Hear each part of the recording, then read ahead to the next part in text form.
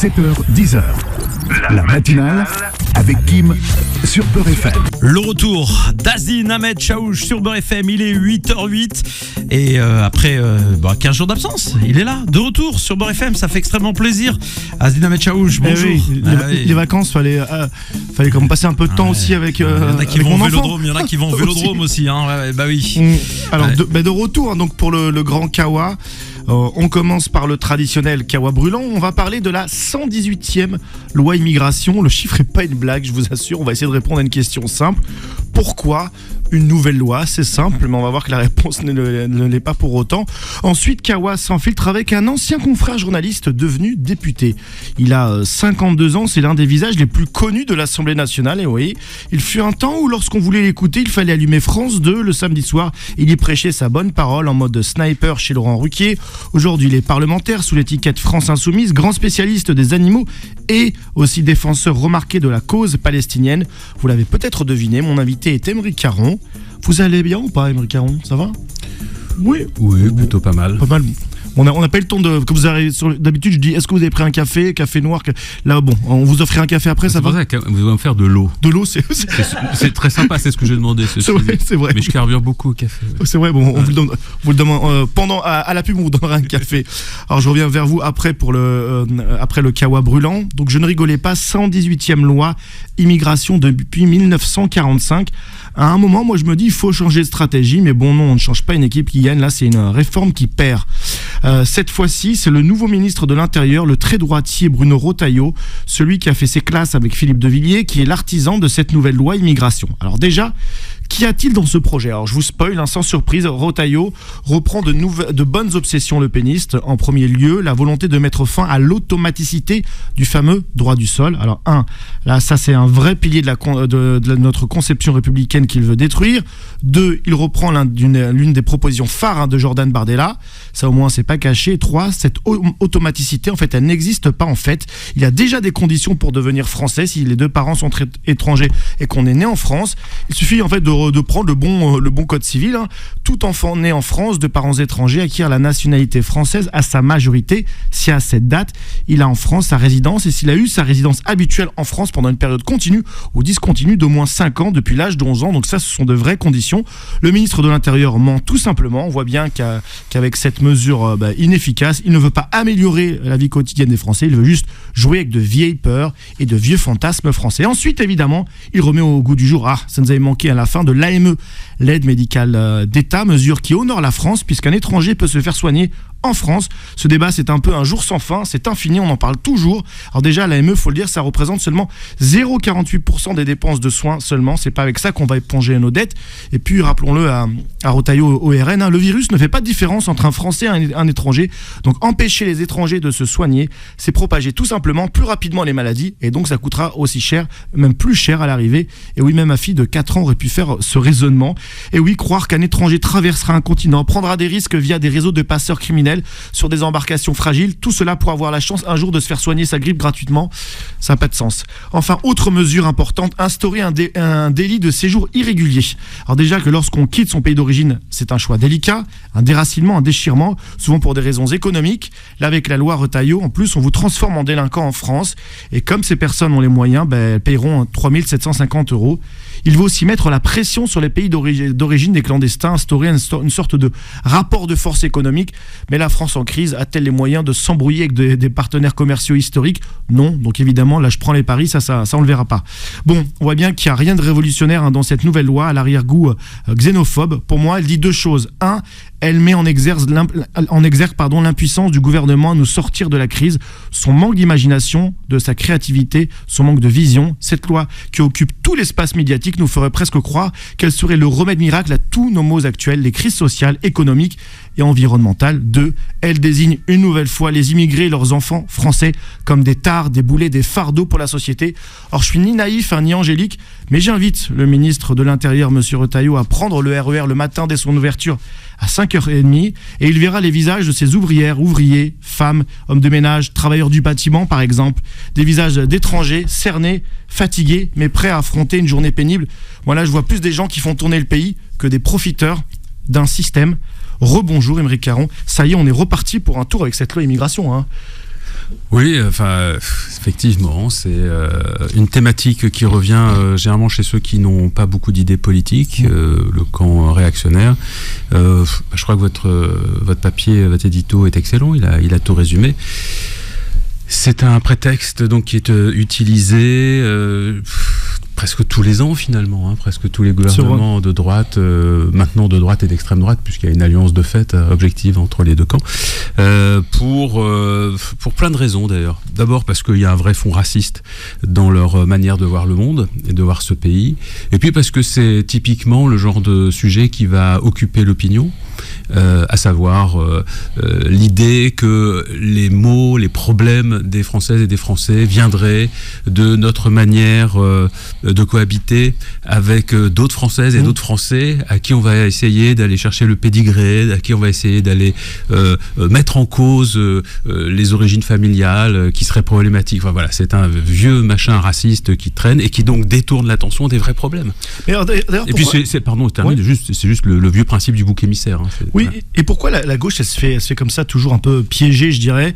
C'est tabou de faire une loi pour réguler l'immigration quand on est à gauche. Est-ce que alors ça c'est une vieille, vous savez, Rogan, on dit est-ce que la gauche doit pas être plus réaliste sur cette question-là? Pourquoi c'est à nous c'est pas nous en l'occurrence? Oui, non, mais bien sûr, non, mais d'occuper l'espace médiatique, on a toujours le sentiment que à droite c'est facile et que la gauche a pas de solution sur le sujet de l'immigration. Mais quelle solution? C'est drôle parce que vous-même, voyez, dans votre question, vous avez intégré ce qu'ils veulent qu'on intègre. Pas de solution, mais il n'y a pas de problème. Il n'y a pas de problème avec l'immigration. La France est l'un des pays d'Europe qui accueille le moins d'étrangers. Et puis alors vraiment refaisons toute l'histoire de notre pays qui s'est bâti sur la colonisation, qui ensuite a décolonisé, mais qui ensuite a des responsabilités pour son histoire. Et heureusement que aujourd'hui nous accueillons les enfants, les petits-enfants, les arrière-petits-enfants de... C'est pas ici qu'on va vous dire l'inverse, un Beurre FM. Je regarde Kim qui me sourit, c'est vrai, évidemment. La manière dont on parle des enfants d'immigrés, que l'extrême droite d'ailleurs présente toujours comme des immigrés, c'est-à-dire qu'en gros, là encore, c'est un... Jusqu'à quand on sera immigré? On se dit ça, ou est-ce que ma fille est immigrée? Non, mais c'est vrai. Pour tout le camp Zemmour, Retailleau et compagnie, le simple fait d'être arabe, musulman, fait de vous un immigré. Vous êtes un immigré. Donc voilà, c'est ça le racisme. Oui, ça faut le dire, vous avez raison, il y a une espèce de confusion entre arabes, immigrés, musulmans, étrangers. Enfin, alors, ce sont des concepts qui sont souvent très mal maîtrisés par ceux qui les utilisent tous les jours, qui les servent à toutes les sauces dans les matinales, dans les etc. Et dans les sondages, mais les Français, quand on les interroge, ils semblent être, favorables à une énième loi ou à ce qu'on leur présente comme une loi. J'y crois pas du tout. Je crois pas du tout. C'est-à-dire que si vous martelez dans les médias, quand vous écoutez une chaîne raciste comme CNews, ils nous écoutent, c'est bien, on leur fait coucou. Voilà. C'est vrai, salut les racistes. Si jamais vous écoutez une chaîne comme CNews, vous allez être persuadé qu'en effet, il y a un énorme problème d'immigration, que les Arabes et les musulmans français sont des gens à problème, que dès qu'il y a un fait divers, forcément, c'est l'islam qui est en cause, et ainsi de suite, et ainsi de suite. Forcément, si vous êtes plongé, baigné dans cette désinformation au quotidien, vous pouvez être amené à croire ce qu'on vous raconte. Donc vous pouvez être amené à penser que lorsqu'il y a une énième loi immigration qui arrive sur le bureau, elle est nécessaire. Bien sûr. Et là, je trouve que les médias, notamment, font pas leur rôle parce qu'ils ont largement participé à cette désinformation depuis des décennies. Moi, je fais partie d'eux. J'ai écrit un bouquin en 2014, il y a 10 ans, pour dénoncer déjà la montée des idées d'extrême droite, non seulement dans le champ politique, mais également dans le champ médiatique. La manière dont les faits divers sont traités, sont mis en avant, alors lorsqu'on voit ce qu'est l'actualité, c'est-à-dire dans toute sa globalité, la question du fait divers... Là, on voit le journaliste qui reprend sa casquette, c'est intéressant. Mais non, la question du fait divers, c'est un vieux truc qui a été traité par des gens comme Bourdieu, etc. Ça fait plus d'un siècle que les faits divers sont mis en avant pour nous divertir, c'est-à-dire nous détourner de l'essentiel. Voilà. Et ensuite, qu'est-ce qu'on en dit des faits divers? Maintenant, depuis 20 ou 30 ans, effectivement, on les lie à la question de l'immigration. Systématiquement. Vous voyez bien. Le fameux immigration égale insécurité ou insécurité égale immigration. Oui, parce que vous allez voir aussi que les faits divers ne sont pas du tout traités de la même manière si on découvre que la personne qui est mise en cause par le fait divers est d'origine musulmane ou arabe, ou si c'est un catholique, un chrétien. Ça, c'est le grand combat de Kim. Il a levé la main. Oui, non, mais c'est la vérité. Non, je levais la main pour parce qu'il faut manger, c'est la pub, ça. Je suis obligé de vous interrompre et on va reprendre juste après parce que c'est tellement intéressant. On va parler aussi des intempéries, évidemment, et des inondations à Valence. Valence. Notre invité, Aymeric Caron, député et fondateur du parti Rêve, allié à FI, parce que tout à l'heure je l'ai présenté quasiment comme encarté, mais il y a des nuances, c'est important. Oui, ça sert à ça aussi, la pause café, la pub.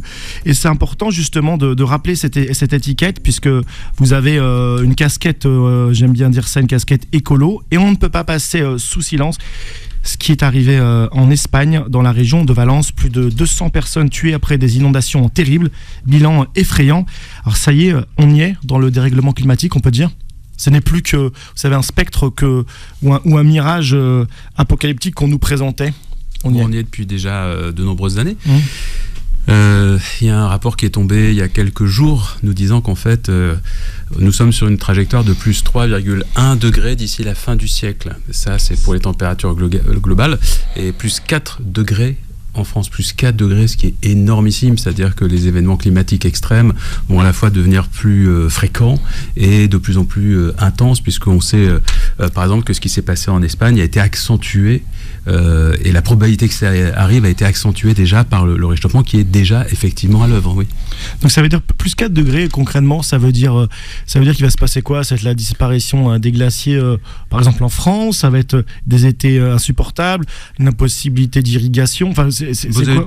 Oui, ce sont des événements comme ceux que vous décrivez, c'est-à-dire que en effet les étés caniculaires vont devenir la norme. Ça veut dire que le paysage français va complètement changer. Bon, d'abord, il y a des villes côtières qui vont disparaître, mais ça veut dire aussi que notre manière de nous alimenter devra changer, puisque ça prévisionnera plus de la même manière, puisqu'il y a des régions qui vont être complètement bouleversées. Ça veut surtout dire que notre quotidien va devenir insupportable. On parlait des événements climatiques extrêmes, il y aura de plus en plus d'inondations, de plus en plus d'épisodes de sécheresse, et ces épisodes seront de plus en plus graves et auront de plus en plus de conséquences sur nos habitations, sur nos ressources. Donc on va vers une société qu'on peut qualifier de chaotique. Ah oui, chaotique. Hein. Ouais. Mais ça veut dire, est-ce que pour que la droite et l'extrême droite prennent conscience de ce sujet, faudrait leur agiter le chiffon de la crise migratoire qui va arriver, parce qu'évidemment, quand on ne peut plus vivre dans un territoire, ce qui va être le cas si vous nous parlez de 4 degrés, quand il y a plus 4 degrés en Afrique ou au Maghreb, ça va être invivable techniquement. Oui, alors là vous posez la question des réfugiés climatiques, qui est un vrai sujet, même si, contrairement aussi aux fantasmes parfois agités, les réfugiés climatiques qui vont venir notamment des pays aujourd'hui les plus chauds, vont pas arriver majoritairement en Europe ou en France, hein, ils vont bouger, souvent ceux qui bougent, ils bougent à côté de là où ils sont en priorité, mais la droite et l'extrême droite, ce qu'il faudrait déjà, c'est qu'ils changent de logiciel, parce que si vous prenez l'exemple de Valence par exemple, c'était une coalition de droite et d'extrême droite, même si là je crois que l'extrême droite est sortie de cette coalition, qui gérait la région de Valence, et qui a justement démantelé l'unité valencienne de réponse aux urgences, c'est-à-dire justement une entité qui avait été créée précisément pour savoir comment réagir face à un événement comme celui qui vient d'arriver, parce que cette droite et cette extrême droite en Espagne, elle est climato-sceptique. Donc là, on a une traduction concrète de ce qu'est être climato-sceptique, et d'enlever des crédits dans ce qu'on pourrait appeler la lutte contre le dérèglement climatique. Le président de la région de Valence, lorsqu'il y a eu les premières alertes sur ce qui allait se passer, a dit non, il ne se passe rien, ça n'existe pas.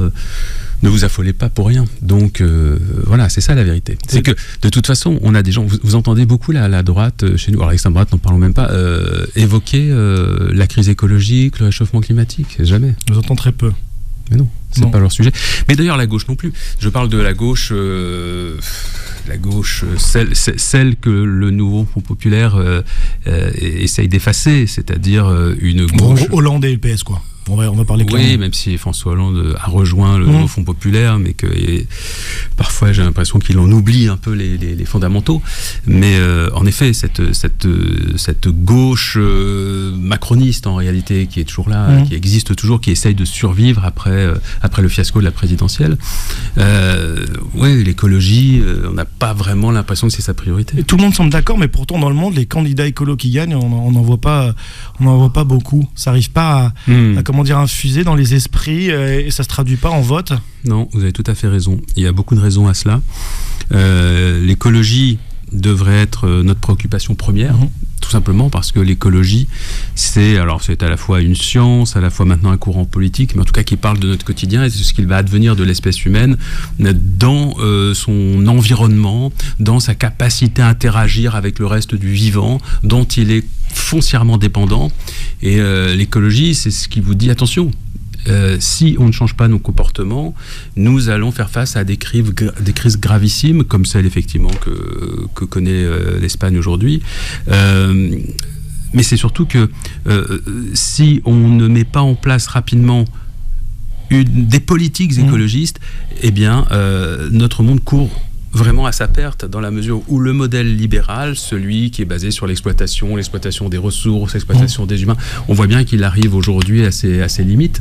Et si on ne part pas dans d'autres logiques, si on n'accepte pas l'idée que fonder des discours sur la croissance, le PIB, que tout ça est complètement dépassé aujourd'hui, dans un monde de limites, qui est le monde de la planète Terre, des limites aussi de notre propre existence, puisque nos existences sont limitées dans le temps, de manière très courte, puisque 70-80 ans, c'est quand même très très court. Si on ne tient pas compte de toutes ces limites, eh bien, nous sommes en train de créer, une fois de plus, un monde qui est un monde invivable et un monde de violence surtout. Elle est là, la vraie violence. C'est ça qui est assez incroyable, là où l'extrême droite passe complètement à côté de son sujet. L'extrême droite va se focaliser sur donc du fait divers, une agression dans un métro, ce qui est effectivement intolérable, ce qu'il faut absolument combattre. Et il faut, moi je fais partie de ceux qui font pas du tout de démagogie là-dessus. Je suis pour donner plus de moyens à la police, qui a été, comme vous le savez, très affaiblie depuis 20 ans. Donc il n'y a aucun souci là-dessus. La sécurité des Françaises et des Français, c'est essentiel. Sauf que le vrai danger, celui qui nous guette, celui qui guette nos existences, c'est effectivement celui d'un monde qui aujourd'hui est sur le chemin du désordre. Parce que la crise écologique, elle, est bien plus grave que tous les faits divers qu'on vous raconte sur les chaînes info. Grand sujet aussi pour vous. Et là, on va pas faire de concours victimaire en chiffres, mais avec des bilans cette fois-ci qui sont à x50, x100, je dirais. C'est la situation au Proche-Orient. Oui. Et j'ai une question assez simple. Comment arrêter la folie du Premier ministre israélien Netanyahou ? C'est très très simple. En réalité, il faudrait que les États-Unis arrêtent de financer et d'armer Israël. C'est très simple à faire. Vous utilisez le mot génocide ou pas sur ce qui se passe ? Moi ? Oui. Je crois que j'étais l'un des premiers à le faire. C'est pour ça que je vous pose la question. C'est un génocide, bien évidemment, c'est un génocide. Alors non seulement c'est reconnu aujourd'hui, par exemple, par Francesca Albanese, la rapporteure des Nations Unies sur les territoires palestiniens occupés, qui le démontre. C'est pas un mot qu'on utilise comme ça.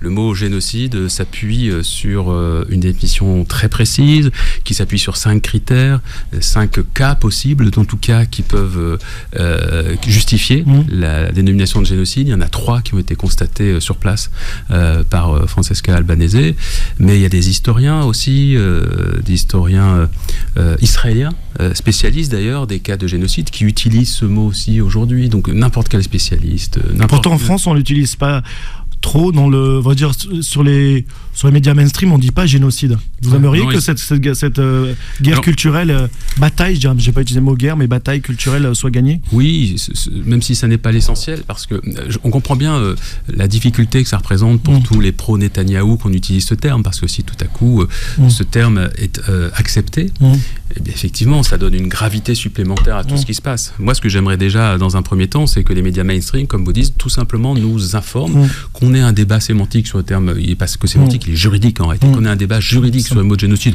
Je veux bien qu'on le reporte à plus tard, si ça peut, comment dirais-je, arranger certains esprits fragiles. Mais j'aimerais déjà que les médias mainstream informent sur ce qui se déroule à Gaza depuis plus d'1 an, qui nous donnent les chiffres.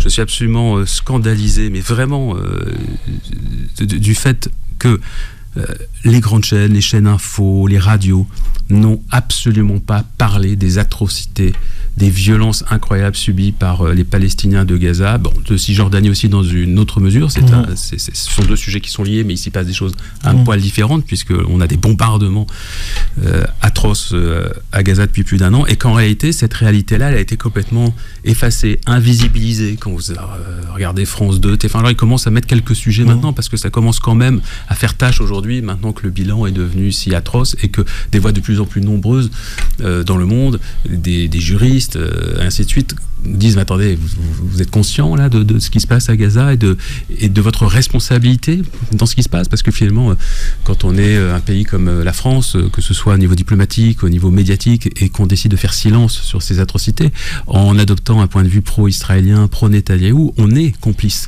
du génocide qui est en cours. Sur ce sujet, justement, votre collègue Louis Boyard souhaite annuler le match France-Israël en France qui va avoir lieu à Saint-Denis prochainement. Vous aussi, vous êtes pour une interdiction de ce match ou pas ? Oui, absolument. Moi, j'étais d'ailleurs pour qu'il y ait des sanctions sur les athlètes israéliens qui sont venus concourir lors des Jeux Olympiques en France. J'avais écrit une tribune, j'ai écrit au comité olympique pour cela, j'ai jamais eu de réponse.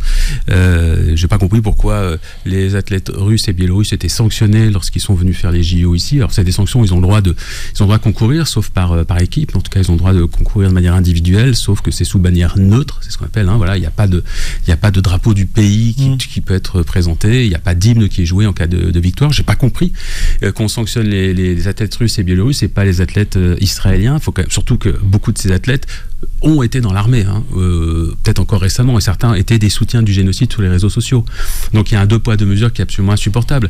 Le fait est que Israël aujourd'hui est devenu un pays génocidaire, c'est comme ça, c'est à cause de ce gouvernement de droite et d'extrême droite, et que ce serait un autre pays qu'Israël, la France aurait pris des sanctions, aurait pris des mesures.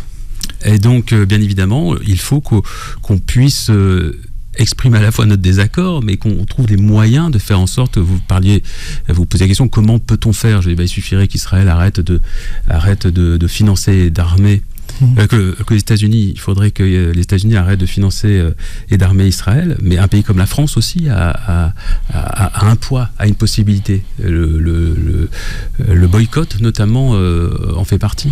Alors c'est toujours difficile d'arrêter un responsable politique sur ce sujet-là, mais il nous reste 1 minute 30. Pour finir, peut-être, parce qu'on a beaucoup d'auditeurs, là je vais mettre un peu de sourire, même si c'est un sujet très sérieux, beaucoup d'auditeurs qui ont des animaux, et vous êtes le député de la cause animale, et vous voulez aider financièrement, je crois, les propriétaires d'animaux, notamment les chiens, c'est ça, je crois, financièrement. Il y a une petite mesure, là, vous avez 1 minute pour nous la vendre, là. C'est pas une, j'ai proposé plusieurs mesures à l'Assemblée nationale à l'occasion du vote du budget, je vais faire très vite. En gros, énorme inflation, vous le savez, depuis plusieurs années. Mes collègues députés ont pensé à la question du logement, à la question de l'énergie, à la question de l'éducation, comment faire pour aider les Françaises et les Français qui sont confrontés à cette inflation. Mais ils n'avaient pas pensé aux propriétaires d'animaux dits de compagnie, chiens et chats notamment. Or, il se trouve que c'est un poste de dépense qui peut être très important. Et avec l'inflation, ça a beaucoup augmenté. Par exemple, les croquettes, ça peut faire rire, mais ça fait pas rire du tout ceux qui doivent les acheter. Les croquettes, ça a augmenté de 20% entre 20% entre 2022 et 2023. Et donc, on s'est retrouvé avec une hausse des abandons. Il y a des gens qui ont dû abandonner leurs animaux parce qu'ils n'avaient plus de quoi s'en occuper. Un animal, ça peut vous coûter 60, 80 euros par mois. C'est énorme pour certains budgets, surtout quand on en a 2 ou 3. Donc, on a essayé de proposer avec mon équipe des solutions. Donc, on a proposé des amendements. Certains d'entre eux ont été acceptés. D'ailleurs, dans le budget, même si on sait que le budget a de fortes chances de ne pas être adopté, en tout cas pas nos amendements. Là-dessus, avec Marine Le Pen, vous aimez les chats. Ouais, enfin, elle, c'est différent. On ne les aime pas de la même manière. Bon, merci en tout cas pour... Mais donc, je termine juste là-dessus. Donc, on a proposé des amendements pour exonérer de TVA des refuges, des associations, pour faire baisser la TVA sur l'alimentation pour vous et moi, pour monsieur et madame tout le monde. Et puis, également, on a proposé ce qu'on appelle un crédit d'impôt pour ça n'a pas été accepté. Un crédit d'impôt qui permettrait aux gens de récupérer de l'argent sur leur feuille. C'est concret, comme vous avez dit, ça peut faire sourire, mais c'est un vrai poste de défense. Et pour finir, elle est mieux votre vie aujourd'hui de député que de journaliste, et ça paye mieux d'ailleurs ou pas ? Vous êtes plus riche ou moins riche aujourd'hui ? Oh non, je suis pas plus riche. J'avais la chance quand j'étais journaliste, d'être bien payé. Donc ça n'a pas changé ma vie financièrement. Ensuite, est-ce que c'est mieux ou moins bien ? Ça n'a rien à voir. Je suis extrêmement heureux aujourd'hui d'être député, mais c'est une vie qui est alors ça va peut-être vous amuser, vous qui aussi êtes journaliste et qui aussi connaissez très bien la télévision, qui est moins confortable dans le quotidien que ne peut l'être la télévision, où finalement on a des aspects négatifs, mais qui sont assez limités quand on fait de la télé, quand on se balade dans la rue, etc. La plupart des gens vous abordent plutôt avec faire le sympathie. selfie, Voilà. Et quand on est petit, et surtout quand on prend à bras-le-corps des sujets comme ceux que je prends, vous créez aussi beaucoup d'hostilité. Qui peuvent même devenir des menaces de mort sur vous, sur votre famille et ainsi de suite, ce qui fait que c'est pas une vie pour moi très confortable. En revanche, je suis très très fier et très heureux. Mais passionnante, mais vie moins confortable peut-être, mais plus patiente. Merci en tout cas d'avoir accepté notre invitation. Merci à vous de m'avoir invité. Non, avec plaisir. Et puis nous on se retrouve, Kim, on se fait un petit coucou. Oui, tu sais que Monsieur Aymeric Caron et moi, on a un point commun. Ah. Ouais, bon, c'est pas au niveau des cheveux, ça c'est sûr. Ouais, c'est vrai que, alors là, vous connaissez, tous les auditeurs connaissent les deux, c'est la chose d'habitude, on doit décrire les physiques. J'ai remarqué qu'il a le même bracelet que moi. Sur le bras, voilà. Bah, j'en ai plusieurs. Voilà, exactement. Donc oui, c'est un bracelet qui Save Gaza. Save Gaza, Free Palestine. Voilà, c'est le sujet qui devrait tous nous occuper aujourd'hui. 7h, 10h. La matinale avec Kim sur Beurre FM.